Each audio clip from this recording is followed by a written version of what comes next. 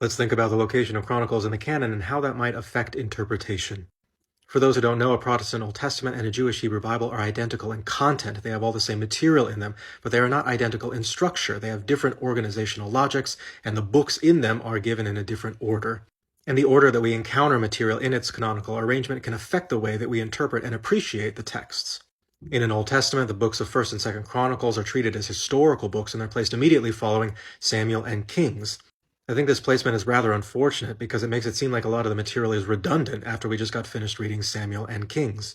In the Greek Septuagint, the books of Chronicles are called paralipomena, the things that have been left out or passed over, and I think that's how a lot of Christians encounter this material. It either seems like things that are copied and pasted from the stuff they just finished reading in Samuel and Kings, or a bunch of one-off anecdotes that don't make much sense where they are, and wading through all this copied and pasted material just to get to those handful of anecdotes isn't a very satisfying process when you're trying to read what you think is history. By contrast, in a Jewish Tanakh or Hebrew Bible, the books of 1st and 2nd Chronicles are the very last books in the canonical collection, included in a section called the Ketuvim, the writings, and many of these writings have a literary or fictional element to them, and I think this is a much better framework to encounter the books of 1st and 2nd Chronicles. After all, John Collins calls the books of 1st and 2nd Chronicles a highly selective retelling of older material, and Walter Brueggemann calls the books of 1st and 2nd Chronicles an extended redescription of the past, a premier example of Scripture using Scripture, and not history, but an interpretation of history.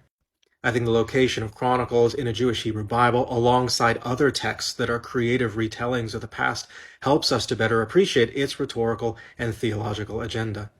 It draws our eye to the theological significance of the changes it chooses to make from its source material in Samuel and Kings. And I think it empowers a reader today to do theological retellings of their own history as well.